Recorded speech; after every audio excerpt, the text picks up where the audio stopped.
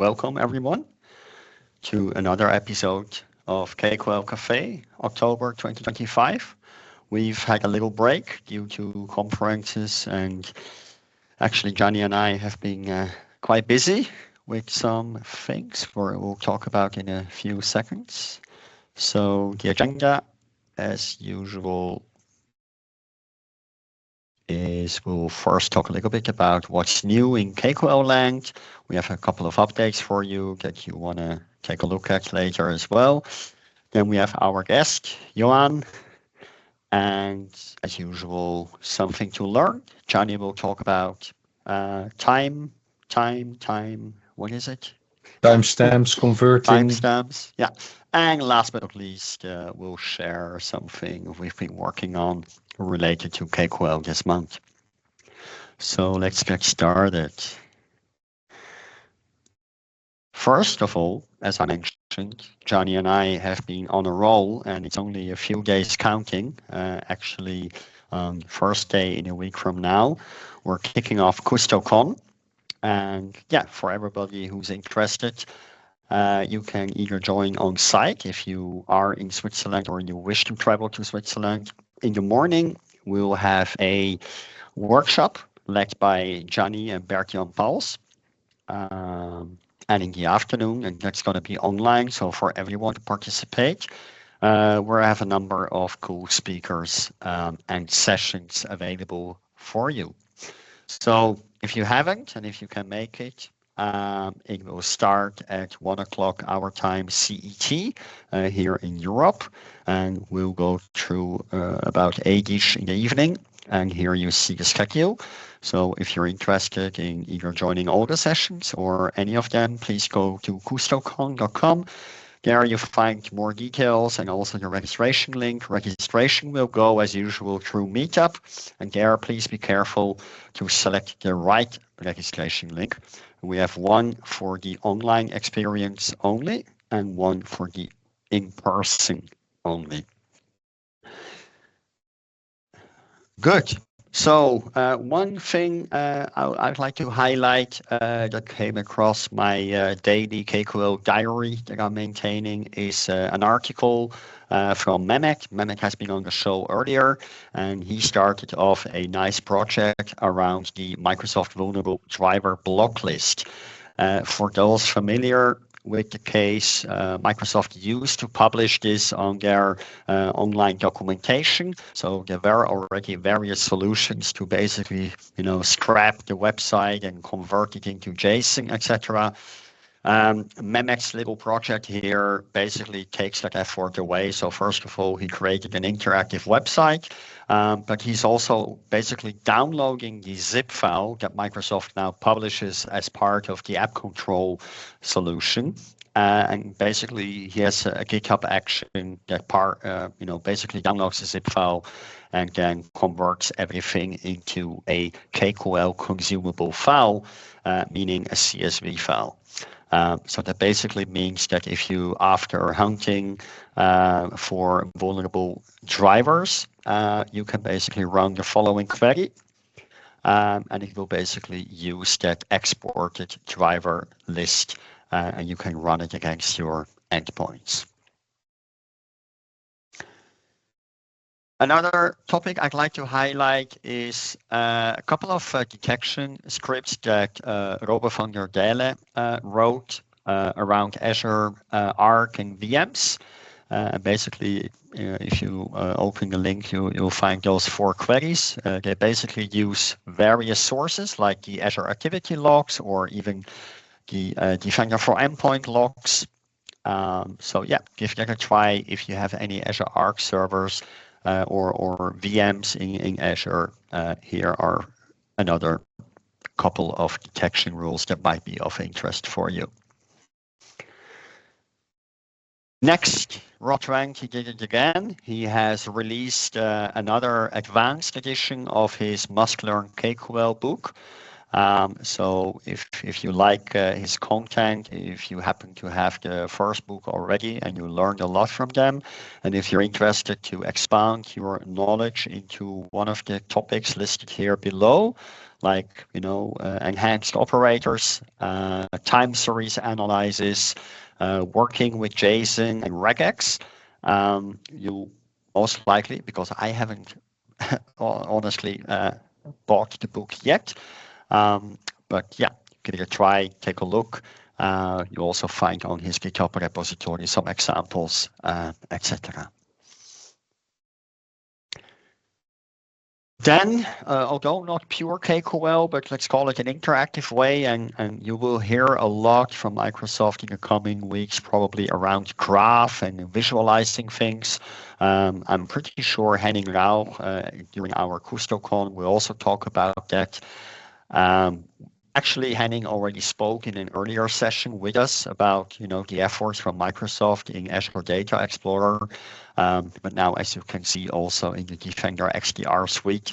So now in the advanced hunting, if you have onboarded to the new Microsoft Sentinel data lake, you now have a new option where within advanced hunting, you can basically also use the so-called hunting graph.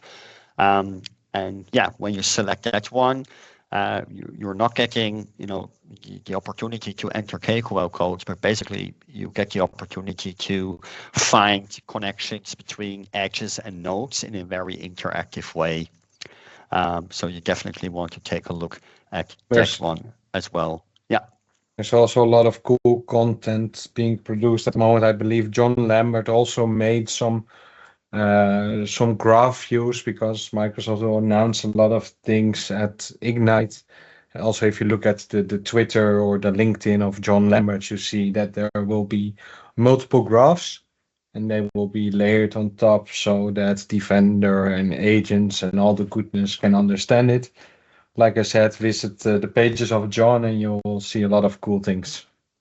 Yeah. And I see it that, it can actually help someone to first maybe interactively, visualize the things that you're interested in, and then basically reverse engineer that and see how you can make that into a query if there's something you either want to alert on by means of an analytics rule, or be it for proactive threat hunting, etc. So definitely a cool way, maybe also to validate your queries, right?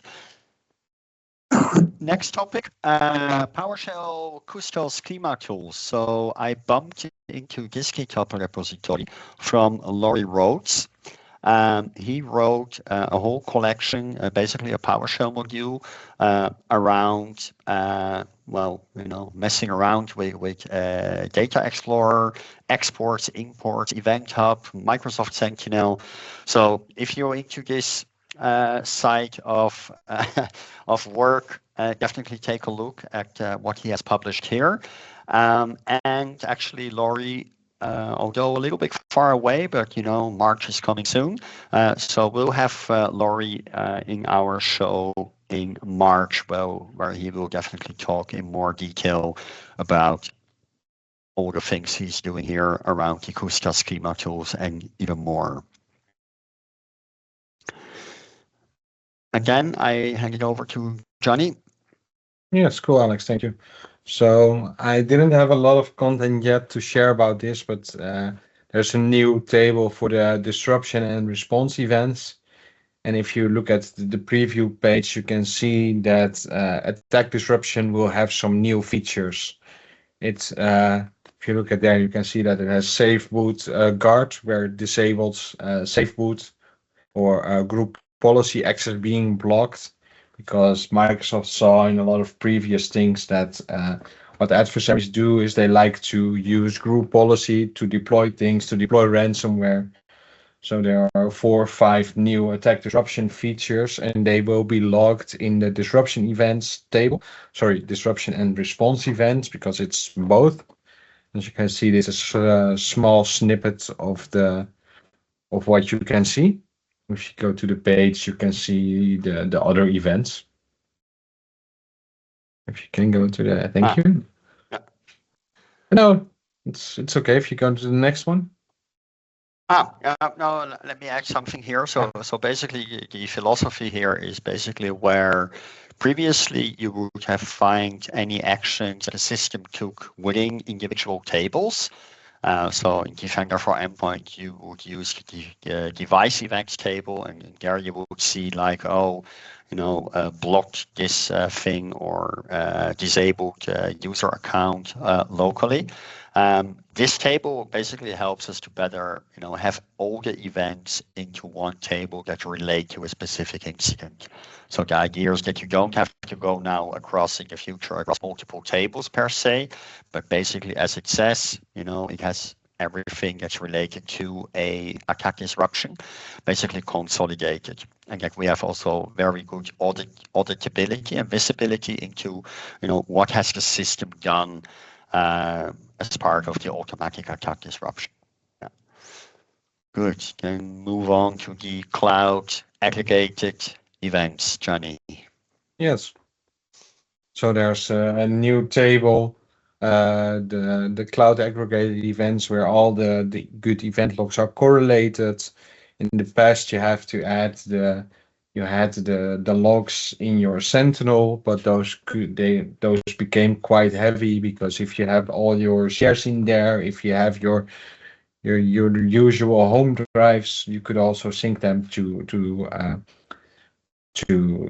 send the logs, to Sentinel.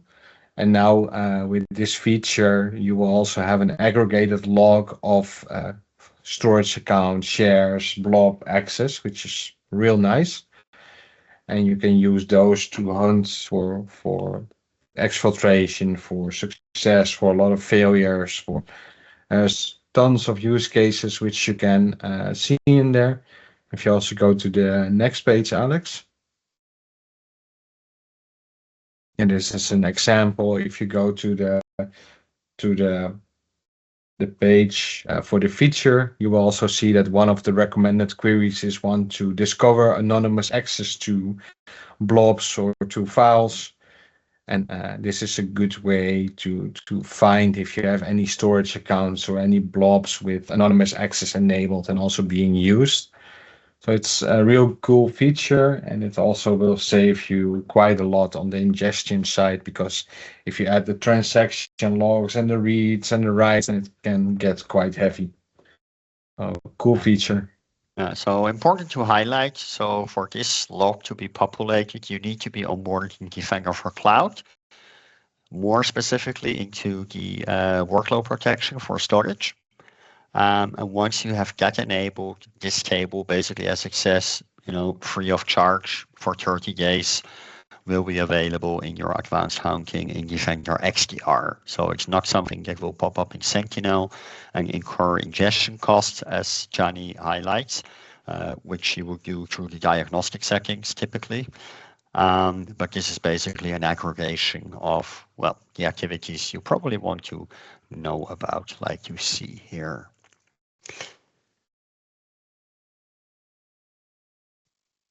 Yes, another cool one. So a good friend, Thomas Naunheim, is really heavy on the Entra ID side of the house, and he's making a lot of cool functions. And the other day, I think a couple of 2-3 weeks ago, he shared a new function which he made. The function you can import in your Defender portal, and then you can use it every time. And what this function does is it will see if an account has been revoked, or if it has been revoked by attack disruption. And then it will see if there are any other activities after the revocation, because if a token is revoked, then sometimes it can remain active for up until like an hour. And to close that gap, you can use this query to make sure that at least that if an account was revoked, then maybe the attacker didn't access any of the files or emails or other stuff in Office 365 or in the graph. So this is a good query to run. And this is also, I took the picture from one of his blogs. And in here you can see, so if you run the query, you add the account object ID and then you get results. And in this case, you can see, hey, things happened in the Microsoft Graph, in the Azure Resource Manager. You can see the scopes that is being used to do things. So this is a cool query. And if you go also to his GitHub repository, you can see that I think for Entra only he had like 10 functions. That's it's a nice thing to have. Good. Yeah, and with that, we're at the stage of our guest, Johan. So if you like to share your things, feel free to take over. And as I mentioned before we started, I'm very happy to have you on the call. Really have great respect for all the cool things that you do, and especially I would say since about a year. I've noted your work in KQL, hence why you are here today. Yeah, thank you. Really glad to be here. I didn't expect one day to find myself a guest on the podcast, even less so on that particular subject. So you're basically my first. You're my first. Very happy to be here with you guys and gals, whoever is joining here. So a bit of introduction. My name is, you may know me as SecurityAura. My real name is Johan Schenk. I'm a manager within the cyber response team here at KPMG Canada, where I'm from, because I live in Quebec. English is not my native language. French is. So if I do have an accent or pronounce things funny, this is why.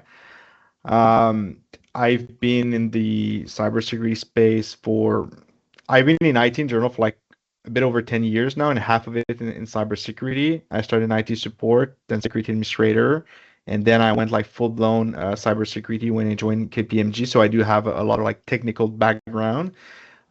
So when I do incident response, threat and stuff, it helps a lot because some peers will see something and say, "Hey, that's very weird. Why is that process?" Or why is there a scheduled task calling an interpreter for a script in a file with a Kix extension? And so I'm like, "Oh, that's just Kickstart. That's something very maybe old sysadmins may be using. I've seen that in the past. Don't worry about it." So all that kind of like technical and experience baggage that I have from like the private kind of sector enterprise helps a lot.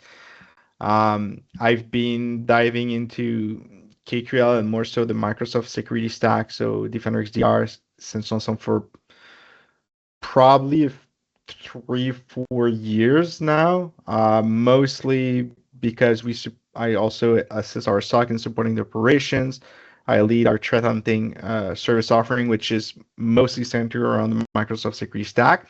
But since I'm also incident response, I do respond to like intrusions, attack ransomware, business email compromises, and so on. And may the client have the Microsoft stack or not, and that's where a lot of my inspiration and queries that I have come from field experience with incident response and auto mandates. So kind of not blending in kind of like forensic in KQL, but since we discover stuff in KQL in terms of like artifacts, evidence, paths, indicator of attacks, and so on, we take like everything that we found, try to replay the attacks or what they did in our labs, and try to find out what kind of telemetry to generate on the Microsoft Defender for Endpoint, Microsoft Defender for Identity, and try the front and so on, and see if we're able to craft accurate detection for them. And if not, start with a hunt and then move on from there. So I'm gonna share my screen. Let me know if this should work. Let me know if you see it, because that's a 32 inches monitor, so the display may be messed up a bit. Did anyone see it? For me, it scales well. Maybe if you want to zoom it one Yeah. tab. Let's probably do 150, just for the people that may be on laptop screens and so on. It may help. Thanks. So thanks. As Alex said, being more active probably since this year. I've jumped on the bandwagon like everyone probably has here. Alex, I don't know, Jenny, I think you have one. a kind of GitHub repo where you have KQL queries for detection, threat hunting, and so on. And I started slow, I think back in 2024, but I didn't make much out of it. And I wanted to like populate it in one go. At the very least, my idea was to populate it with queries, maybe hunting, investigation, or detection that are general or purpose or stuff that we see like all the time.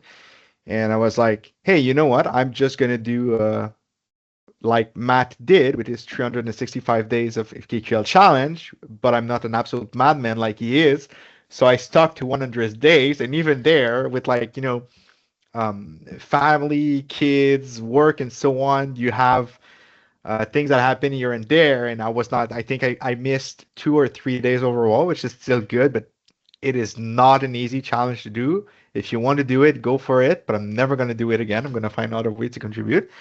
But at the very least, it helped populate our repo with a lot of queries that I put in the 100 days of KQL using the template from BERT when it comes to populating these kind of queries with information. I just added the changelog to keep track of things, the MITRE tag description, and so on. And all of these, as I said, they come from either stuff we've seen on the field.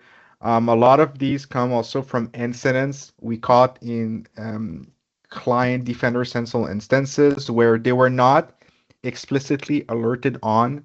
When it comes to MDE, one that I like to do is, I don't have an example in the tenor right now, don't have other, but just going to show it. Script execution from users downloads folder. And this is the kind of query I like to say they are more user and Windows behavior. So in the sense here, you can see that the key part of this regex is basically from the process command line of a script, we extracting a path and see if it leads in the downloads folder. Why? Because we're thinking user behavior. When a user gets phished or when downloads a malicious file, there's 99.9% chance that this file is going to end up in downloads folder because that's a default configuration for most web browsers. The file are going to be there, just have to double click on it, execute, and that's it, that's all. And it's the same for a lot of things. Exception being like if your company, your organization configure it that you manually have to save the files before executing them. But you know that in your organization, if you're not expecting users to run scripts they download off the internet and run them, you know that is a good idea for threat hunting or even so in detection, assuming you're not, because most organization I sadly work with, they do not have some kind of application control in place. So no app blocker, no Windows Defender application control. So they will not be blocking it. So we basically pad it by hunting for this or creating detection based on this in their MD. So that is very user specific. Another, and this in some case, we've had a client, I think a few months ago, where one of their user got hit by that. I think it was Sagalish. So you know these Chrome update with a number.zip, you open it, you have a GS inside, it runs it. And in total, 5 detections fired off on that single kind of execution, none of which were MD. All of them were custom ones that we had created based on the indicators, quarantine the endpoint, and of the game, how can I say, the infection is contained. So even stuff that you think your EDR will detect, there's a lot of these detection, they look for very raw events or indicator of indicator of attack. Let's say, do I have one, ARIS and TDS. Now, because Zoom, I don't see it. Copy SNTUTL. So a lot of these, like let's say SNTUTL/yes to copy a file. It is very basic. It's just basically looking to say if someone or something is using the extended storable something. I don't remember exactly what the ESC stand for. Utility to copy a file using VSS from one location to another. if you just run that detection, if you just run that command as a whole, it's on a device that you own and so on, it's not going to trigger on MD most of the time. Why? Because there's nothing suspicious surrounding it. So depending, a lot of these detections are based like in they're contextual in the sense that MD is going to trigger if there's a certain context around them. Is there an RDP in an odd hour? Is that as the user been seen before and so on? So, but when you try to implement these kind of detections or want to do these hunts, you know your environment enough to say you shall never see them, or that there's a very low percentage of chance that we see it. So why not just hunt for these or create a detection straight up for these? And if they happen, you take the alert, review them. That's all that way. You throw all the contextual logic out of the window and you trigger on it, let's say 100% of the time. And that's the mentality behind these 100 queries, minus a few that are more like investigative, is at the very least for the SMB world, a lot of them could be used in very, very big enterprises with like 100, 1,000 of endpoints and so on. But from what I've seen over the years, if you were to find a way to implement these or hunt for these regularly, at the very least, intrusion, ransomware, data exfiltration, you will be notified at some point of the way, even before it gets to the ultimate goal, because this is probably not aimed at detecting APTs and stuff, even though there's stuff that works. There's a query I've been sitting, and that one is very interesting. I've been sitting on a while. Just gonna show it here. Net.exe used against a remote external name. This I published after Huntress published their article on RedCurl, which is a cyber espionage APT group that they've faced, I think, in 2024, 2025. I think I've been sitting on this query since the beginning of 2024 because we faced it once in a mandate, but there was nothing, it was kind of intel. There was nothing public I could tie to it and say, hey, we released this. But this is a very good indicator of someone using net to mount a remote share SMB WebDAV on the internet and trying to get stuff in and out, because that's what RedCurl were doing. They mount a share, and they on our case they were using the open drive that also allows WebDAV connection. They had tools waiting on the other end that were bringing the environment, executing it, and the results, they were just saving them straight up on that now network share mounted drive that it was uploading directly. And that was a very good way from them to do exfiltration, but also ingress to transfer where they were downloading stuff. So, and the only kind of like technically false positive you will have here that are usually very manageable is if people are using Azure SMB drives, because I think that's a thing. You can host SMB or have SMB connections to Azure storage in the cloud. So that was a mentality behind this 100 days of KQL. I wish I've gotten a bit more feedback. I think someone did post that using some of the queries I posted, they detected stuff and so on. I would have been very happy to discover what they found and so on, to adjust the queries and so on. It's always interesting to see. Some of them are really wild. They're not even meant to be used like recurring haunting, but clear text, I think, password, and that's something Nathan McNulty's. I think a lot of people, if not everyone, knows him. And where is it? Just a second. It was basically you throw around at some point an idea about like potential credentials command line. What I think was like, here are some strings you could look at and process command line to find if explicit credentials are being used. And when it comes to adversaries, threat actors, and so on, they may use commands such as net.exe with the /user, the psexec, and so on, and pass explicit credentials even when creating scheduled tasks. And it will give you an idea of, if clear text credentials are used in your environment. And from there, what is interesting is when you look at the initiating process for these, let's say it's a script interpreter, PowerShell, a CMD, there will probably be backed by a script file. So sometimes you may be seeing a command where it maps a network share using specific credentials, and then you see that the CMD is saved on a network share in a public folder.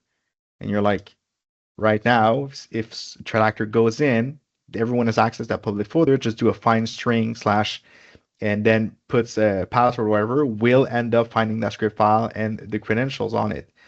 And you can find, so that's what it's interesting. You can find a bunch of stuff. It is threat hunting that can result in finding suspicious or malicious behavior. But a lot of the threat hunting, I feel like we'll often uncover misconfiguration or behavior that could be identified and leveraged by threat actor once they get in an environment. So a lot of different kind of queries here. Something I've worked on this summer, and there's more that's going to come in at some point. So maybe I'll be back and talk about it at some point. For people that know the LOTS project from Mr. Docs, and I'm going to show you the screen, the Living Off Trusted site. It's another of these living off the land side family kind of project where now it's basically indexing trusted sites. So sites or domains that are legitimate, that serve certain function, but can be abused for certain things, such as phishing, command and control, download, exfiltration, and so on and so on. And the thing with this project is, to this day, now, it doesn't have a way to ingest the data in KQL or Radio Sim, right? It doesn't export to CSV, doesn't export to JSON, and so on. So over the summer, because I have some free time, and what else do you do in your free time in summer other than cybersecurity, right? I don't go to the beach, I do this kind of stuff. Mr.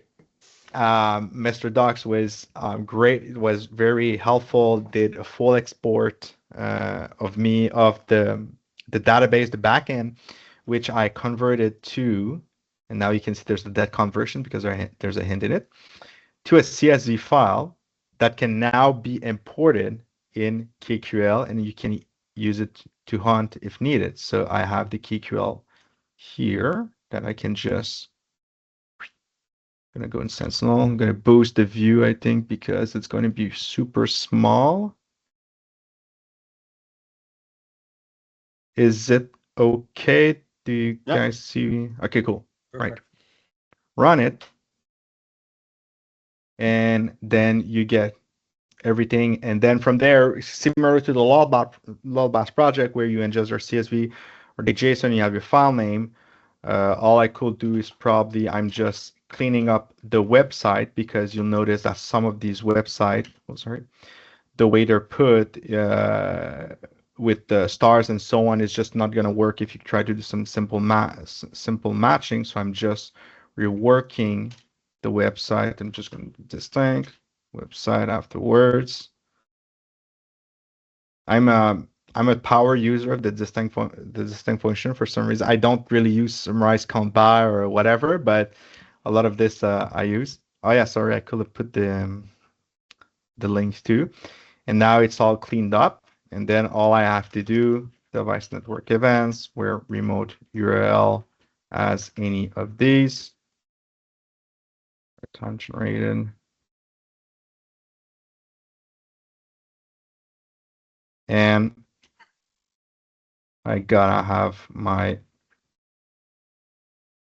stuff I want to on. So only 23 result because it's a very small. This is actually the DETCON lab. I wonder if I go to the actual one I have here, and I'm gonna filter on my devices. I think it's these ones.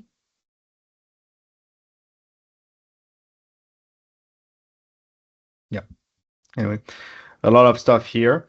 So, so it helps at the very least as a starting point. There is something that is missing here, which it's going to be addressed. I don't want to give away too much, but it's now all the website are kind of considered as a whole.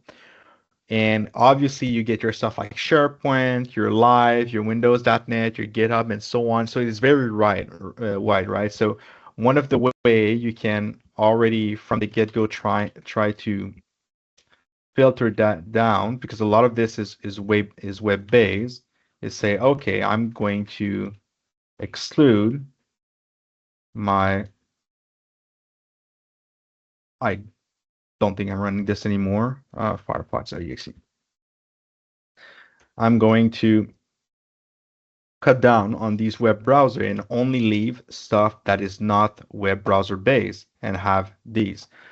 But there's still false positive. So one of the things that I would like to work on and get working is these different tags here. We can see lots and have stuff like specific. So I want to do threat hunting using lots, but I want to focus specifically on stuff that is for exfiltration, for stuff that is on download, that is on phishing or C2C in CNC, because then looking at these in different sections and tags or what their capabilities are, it becomes much more manageable when reviewing the results. A lot of the threat hunting, and this is kind of I don't know if there are other people like this. I've explained before that I started in cybersecurity by doing malware removal on online forums. So for those that are familiar with the tool we use, and I think still use it these days, called FRST, Firebar Recovery Scan Tool, is basically a log. It's basically a tool that outputs a very huge log of everything that may be interesting when it comes to malware removal. So your startup entries, your registry, your scheduled task, your services name, binaries that are assigned, binary that are assigned, odd locations, etc., etc. So basically, you had to review a lot of these logs, come up with script to fix them, remove the entries, and so on. So when it comes to experience into looking at a whole lot of data at once and identifying potential suspicious or malicious behavior, I think that the more you work with data in KQL, maybe MD, MDI, MDO, that you do threat hunting and incident response, the more you're going to be used to notice or grab attention to these things that look suspicious or malicious, and then you're going to cut them. Then a lot of the threat hunting I do is stuff that we can see is, I'm going to do key laboratory. It's because that's how it is in actual attack and incident response. Location-based hunting, in the sense that you have processes or binaries at odd locations doing odd stuff. So downloads folders is one. Another thing we see often, I do not, I think, have an example here, but another stuff we see often is your downloads folder is most of the time going to be a stage 1 payload, right? So it's going to be the dropper, it's going to be downloader, and then your stage 2 is going to be somewhere else. In 2025, the root of cParam data in C users public is what the root of app data local and app data roaming used to be 10 years ago when I was at forums. But there are some malwares that dropped in these locations and so on. So doing that kind of hunting on these, and I have, let's say, query for, let's say, folder paths, matches regex. I abuse this nowadays. Oops. Difficulty my keyboard. Data. Then anything that runs out of app data local, it's that folder path. And then you can have all these files are running from there. You can just SHA-1, join, kind, inner, device file certificate info on SHA-1. Get my result. And then I can start digging on where is trusted equals 0. And when I don't know when to start for a hunt and so on, I'm lucky because I do not have any executable out of there running that is not trusted. Let's see roaming. I hope I have one because I want to showcase something with this as well. Let's see downloads. Let's say Windows. Well, I'm lucky.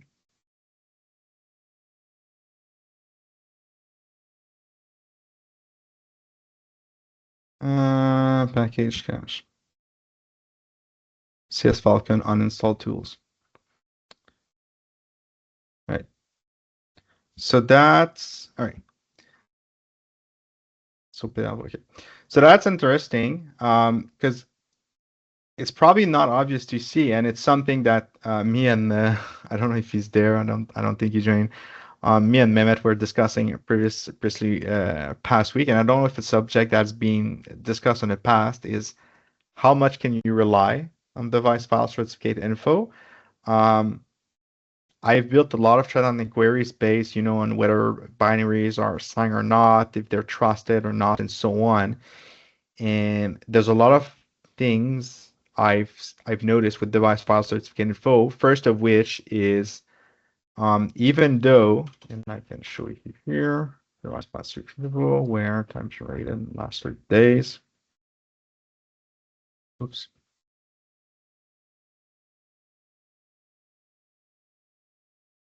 Even though it has column for is signed, it's not going to contain anything that is not signed for some reason. So it kind of like makes the whole. It's kind of misleading to think that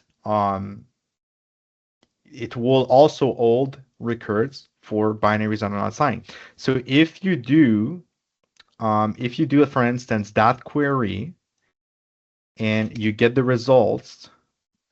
You're starting with, let's say, this filter, and then you add device file certificate info, and you do not pay attention, you'll notice that some files, some entries are actually dropped from that table because they are not in it, but it doesn't mean that they're not signed.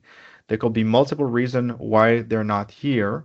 The first reason being, for some reason, Microsoft never ingested them in device file certificate info for whatever reason there is. Or another use case I've seen is when there is a discrepancy between the time generated you're using for your query and the lookback period you're using on the file certificate info. So if you're doing, for instance, you're running a query where the time generated ago was 30 days, but the last entry in the device file certificate info for that specific entry you're looking for is 45 days, there's not going to be a match for it. So a way to kind of pad this, and I think I can use the DEFCON lab for this. Let's say I'm going to zoom again. Device process events, where I'm ready to go. Where regex.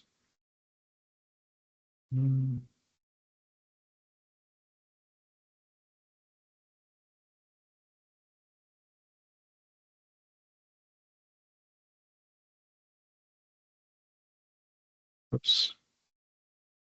Result, folder path, SHA-1, because here you see it more. So you can see we have 4 results here: WinRAR, Chrome, NPP installer, VS Code, user setup. If I do my join on device file certificate info on the SHA-1,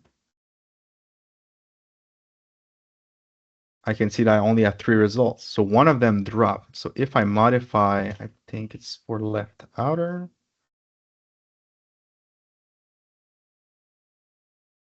You can see that my VS Code setup, user setup here while it was found in device process events, it was not found in device file certificate info.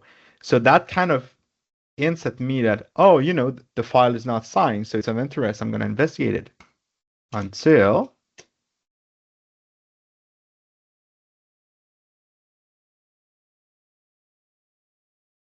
I invoke the file profile on it. And I see, well, that's weird. It's signed. The certificate is valid. Why was there no entry for it in device file certificate info, right? And it's also signed valid. And even if I was to, let's say, grab the hash, hopefully that doesn't open anything. It didn't. Thank you. And go and virus total. I could have seen that it's signed. It has a valid signature and everything, right? But device file certificate info didn't return it to me. So when it comes to using device file certificate info as kind of like defining logic in your query to find out if processes are signed or not, instead of using a hinter, one thing you could use is when you get these results back, if the, I think it's this is signed. Whoops. Where is empty is signed? It should be empty. Then you can consider these as being, you know, these are interest because apparently according to device file certificate info, they're not signed, but they could be. So you will have to pad the logic to maybe also use invoke file profile to get the full picture, all your accounts, and then use a logic, say where is empty and where, not where, sorry, is, I don't remember the column by art. Sorry, I'm just going to go there. File size. And then it's signature state. And signature state. I'm sorry.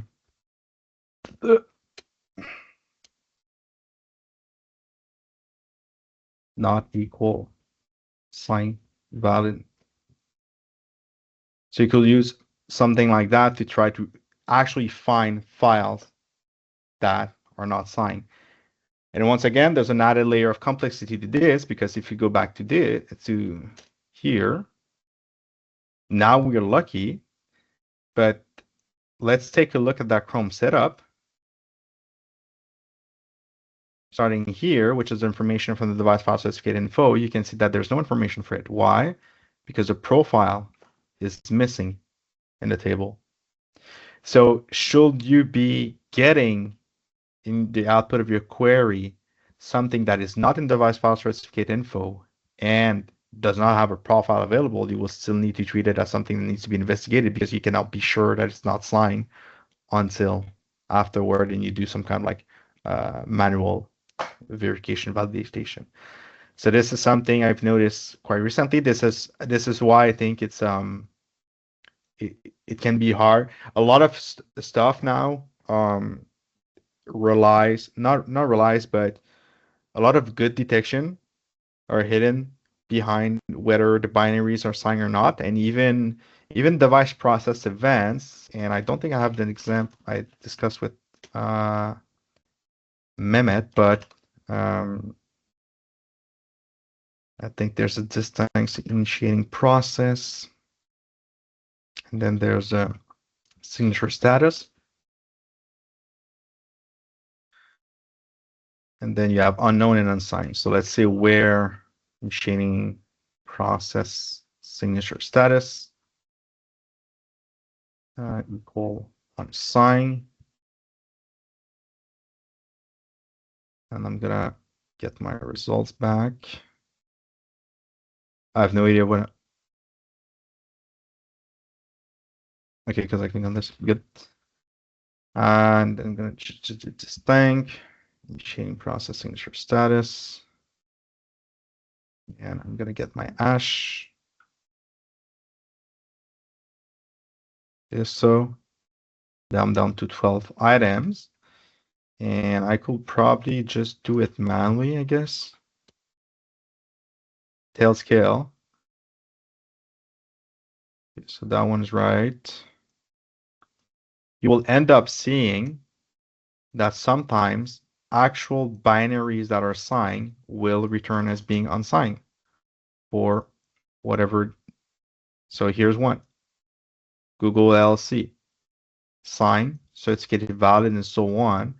Yet, for some reason, in Defender, it decided to return initiating process signature status as being unsigned. So I don't know if it's a bug in the backend, if it's something they may be looking into or whatnot. But when it comes, and this is just one of the concepts, right? You still have file profiles availability missing. You still have DeviceFileCertificateInfo. So when it comes to trying to threat hunt craft detection for stuff that is signed or not, it becomes quite hard. Another thing that is interesting when it comes to signature status and so on is there was Oyster Loader, I think. Someone posted an article about it. Was the company MS Teams setup?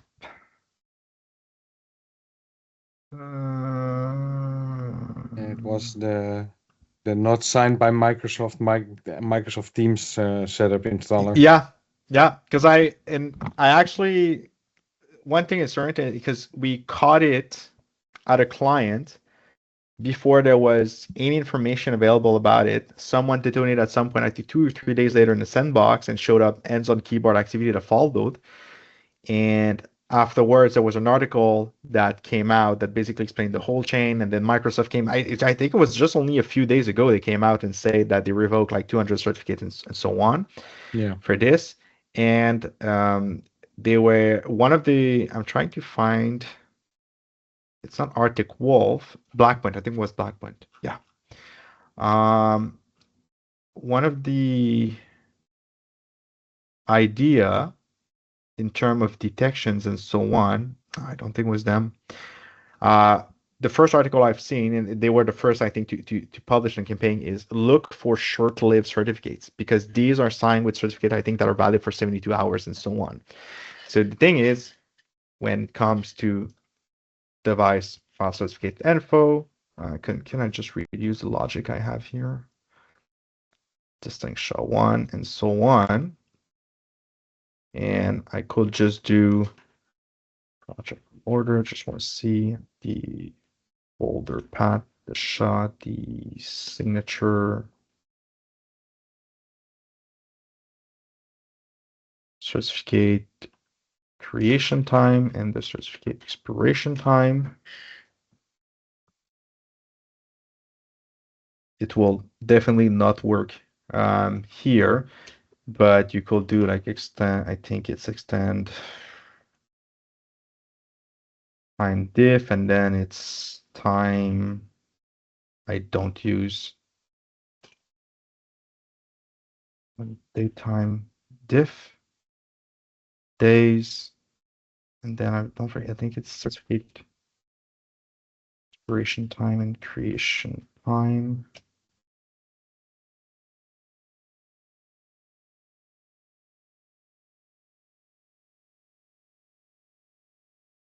Diff.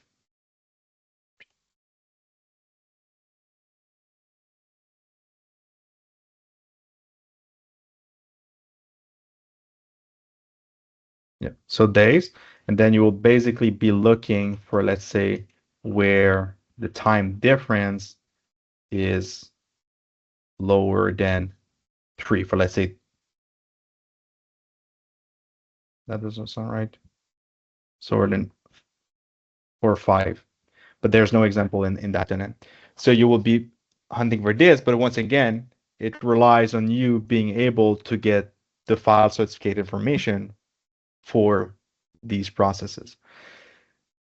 So yeah, a lot of I don't know if I've been talking long enough or I don't know usually how long I should keep on talking, but in terms of since I do a lot of hunting based on like path, binary sign and so on. This is all stuff that is like interesting to me.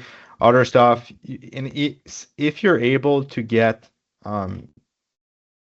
accurate information on whether stuff is signed or not, you can also do things like, and I don't think there was an example because I did it earlier, device process events where, I don't know, I did it anyway. This kind inner.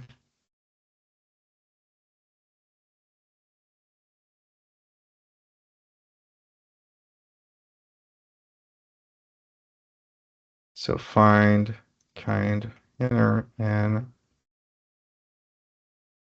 where is trusted equals 0. That's another thing as well. So you can find stuff or files that even though they're signed, they're not trusted by Microsoft for certain reasons. So that will be interesting to look into. The is trusted is also weird the way it works. If we look at the information for that column in the Microsoft documentation, they say indicate whether the file is trusted based on the result of the WinVerifier trust function, which checks for unknown root certificate information, valid signature, revoked certificate, and other customable attributes. The problem with this is if you end up with, so for example, is trusted here is 0, despite being signed, and I just don't know. So it's expiration, and I'm just gonna look the hash here. That's a rename NGRock, by the way.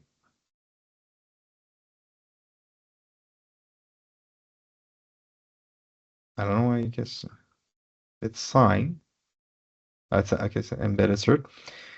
The thing is, it doesn't tell me why it doesn't trust it.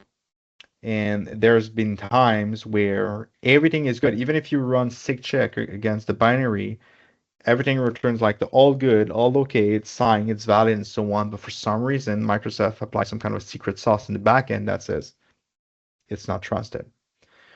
When it comes to certificate hunting, probably just the last thing I'm gonna talk about this summer as well. As I said, I don't go to the beach. I do just more work.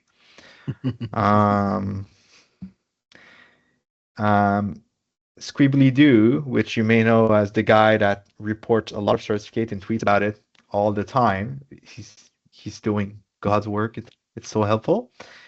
And that because of his work, that the whole, for those that followed the AppSuite kind of saga came to light as well. That now GData, Karsten, very talented reverse engineer and malware analyst from GData, decided to dig into the AppSuite and the whole like kind of ecosystem and kind of confirm what a lot of us have been in the community had been thinking for a while is there's more to these programs than actual PUPs or PUAs. They have backdoor code.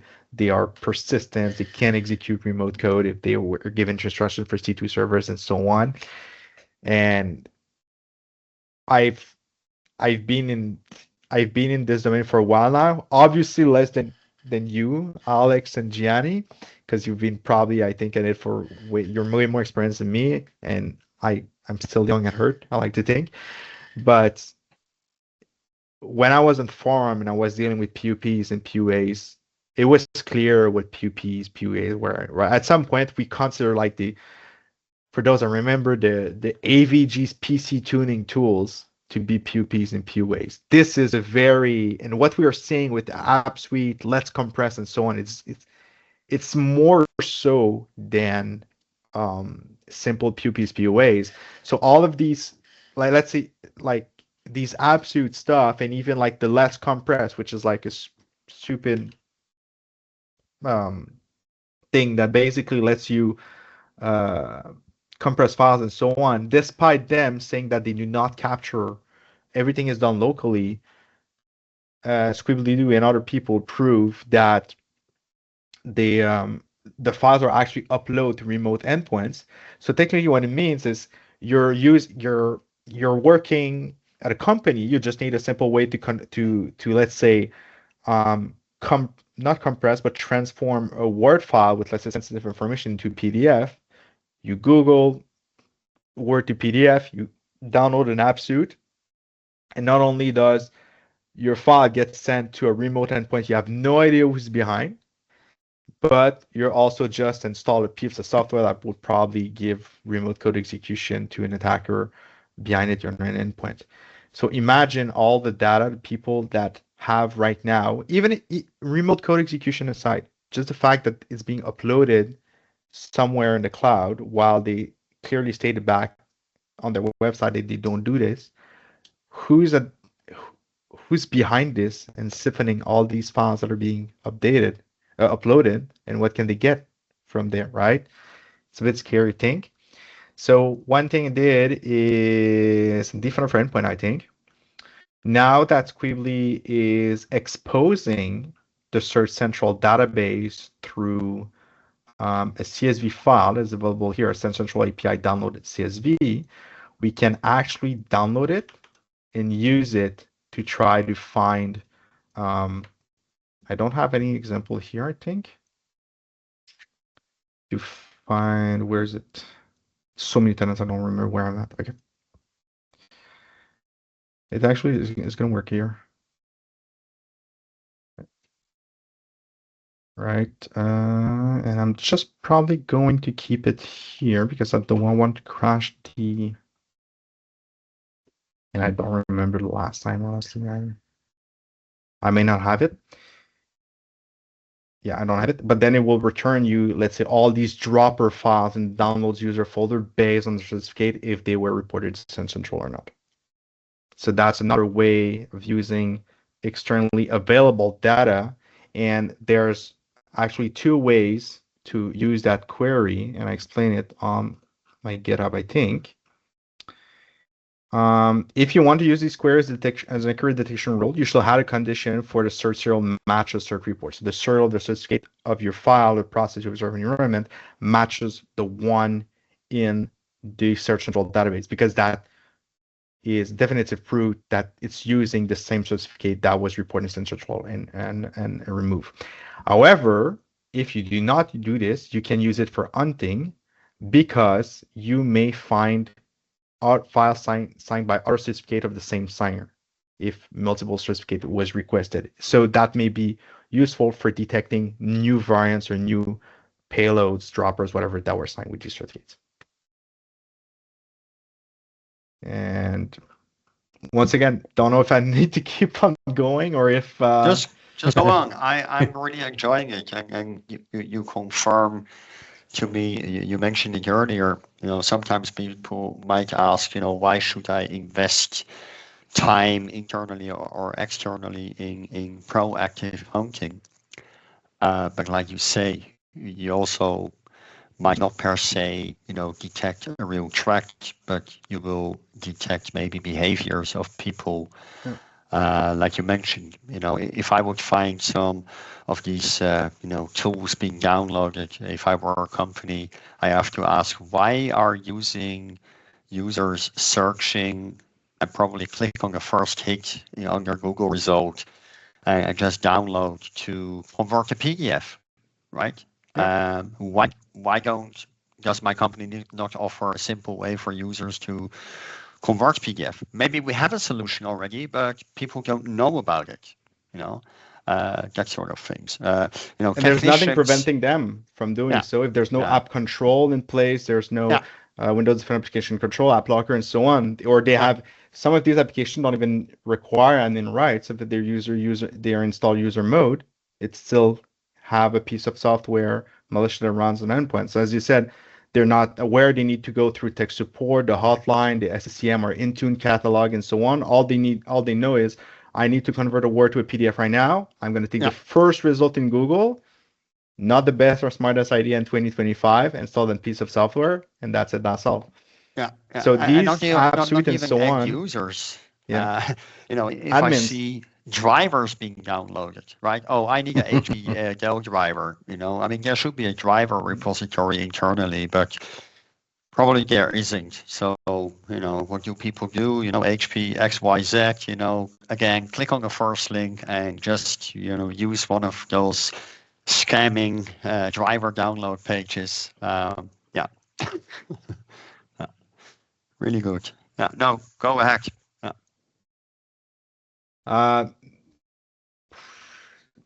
know if there's much else. Honestly, I've talked about the stuff I wanted to cover the most. I've been for those that follow it, I'm doing a workshop on DevCon this year, and I've just recorded the whole thing before jumping on this meeting.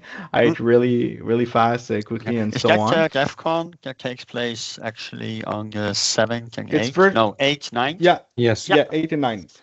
So for Okay, yeah. so it's virtual, but there's also physical locations. I'm in Quebec and Montreal, so I'm going to be on site at the Montreal location as well. For those that are from, there's at least one person here that I recognize the name of that is I know is in Montreal. So I don't know if that person is going to be there or not, but I'm saying this for your sake. I'll be virtual. Yeah.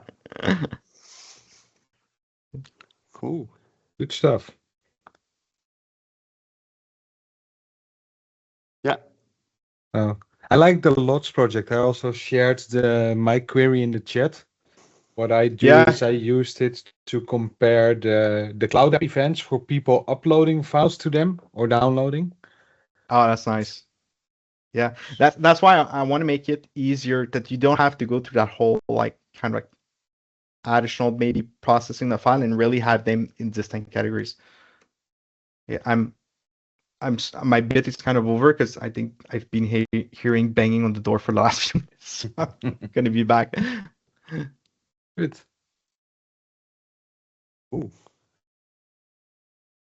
Yeah, I definitely recommend people, if you have time, if you like to explore what's going on in your environment, take a look at those queries. Definitely what I think would help, especially when you have those hunting queries, because people are too lazy to copy paste them. Maybe a good idea would be your community effort to bring them into an importable, Sentinel hunts format. So you just have to click and run and have all those queries within seconds in your hunts in Sentinel. Yeah.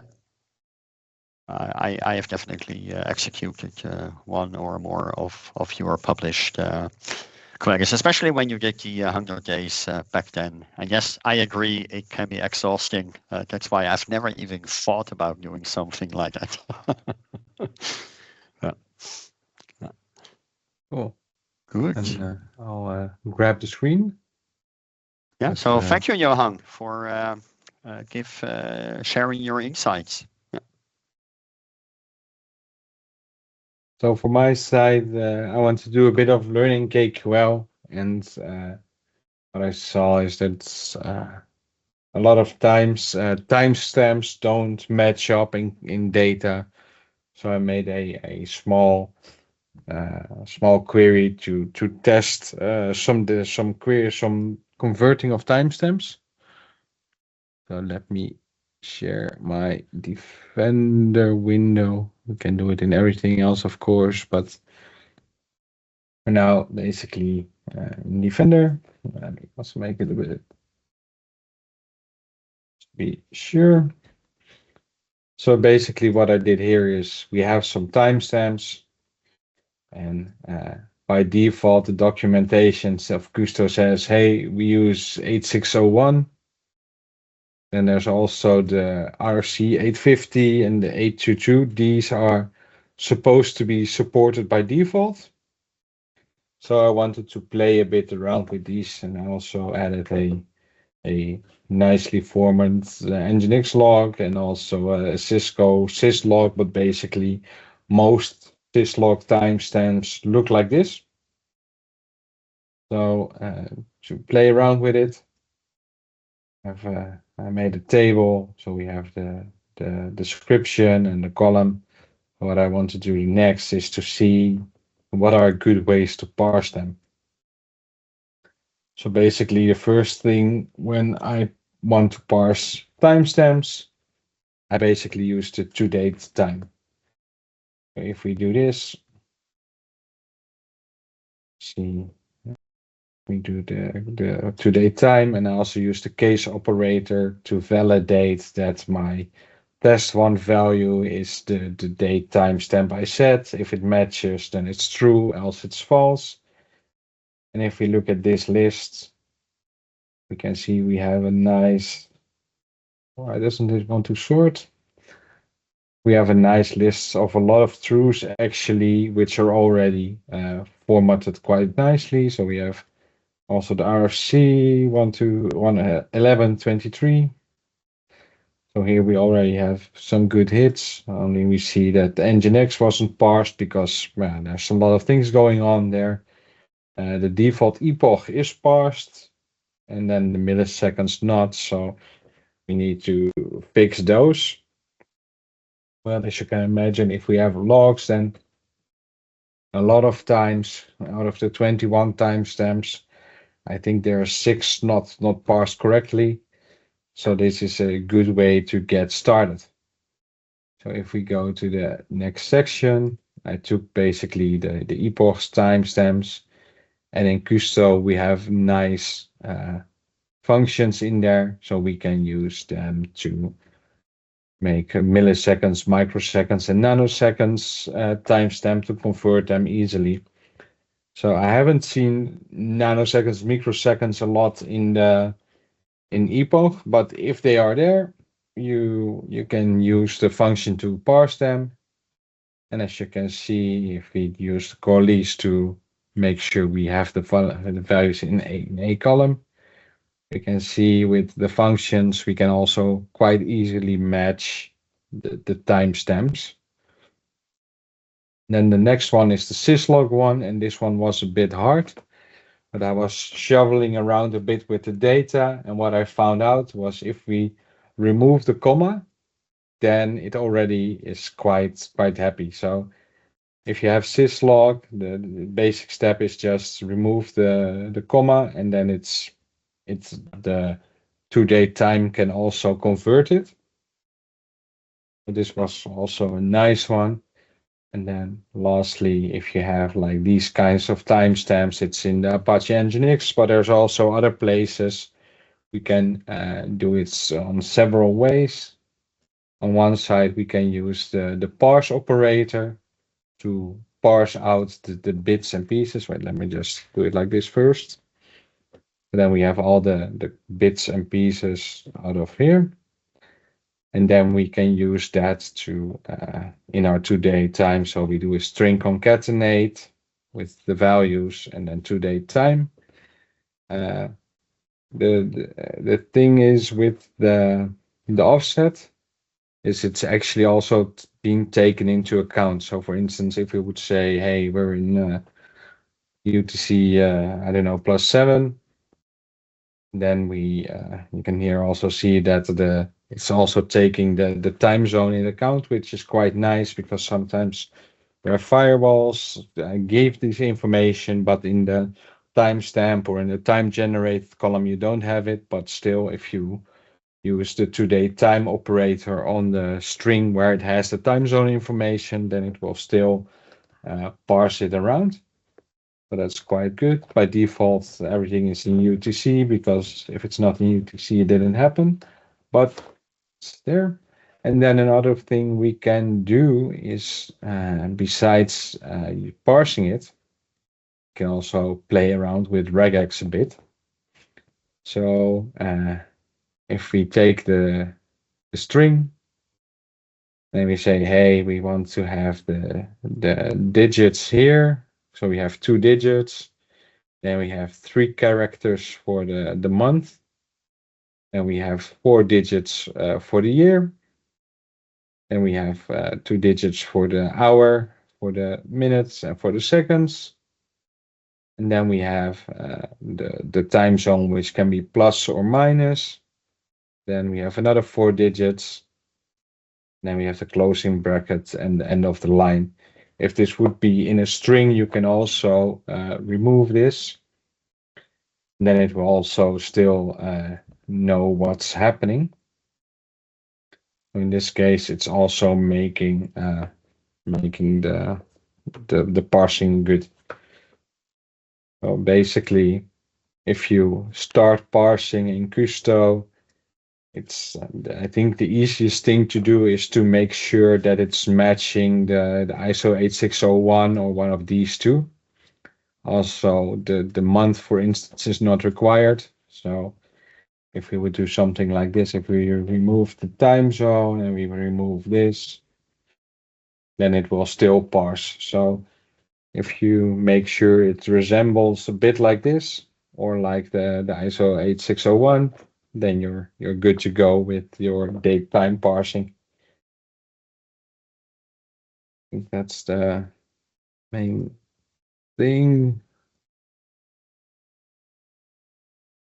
Not sure if anyone has any questions about parsing data in KQL, if anyone ran into issues with this.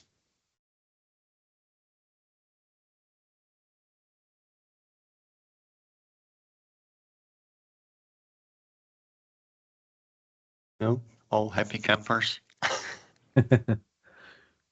Yeah, good. Then I'll take it back to the slides. We know this one. And it's back to you, Alex, for your Entra query. So yeah, easy one, but just for those who didn't notice this, since one of the latest versions of Entra Connect, Microsoft is finally by default enabling auditing. So for all the actions that one takes in the Entra Connect wizard or in the sync rules wizard.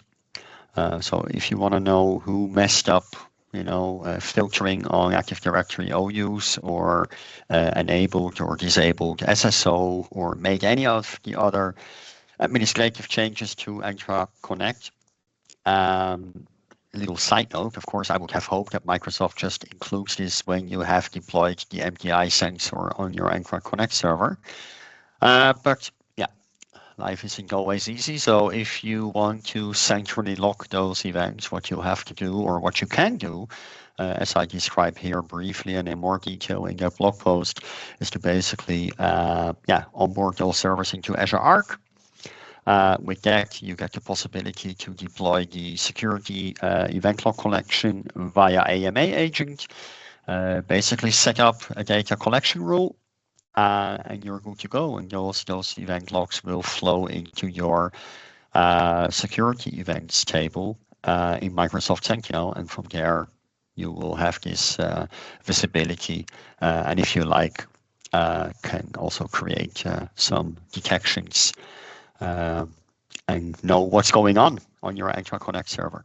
Yeah. So no rocket science, but yeah, maybe useful if you already use Azure Arc or any other way of forwarding events from Windows servers. This can come in handy to monitor activities, administrative activities on your Entra Connect configuration. Good. And with that, I think we're at the end of today's show. So thank you very much, everyone who joined.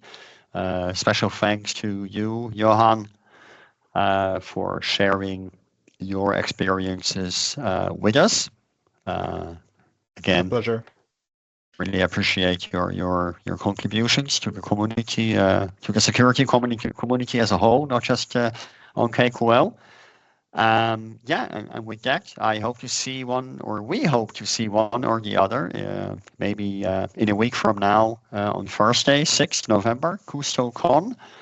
And if not, we'll be back in January, and you'll find our upcoming guests on KQLCafe.com.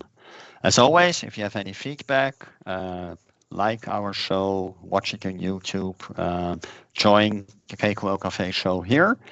If you'd like to speak as a guest, let us know as well. And with that, we wish you a nice rest of the day, evening, afternoon, and see you soon. Bye. Thanks all for joining.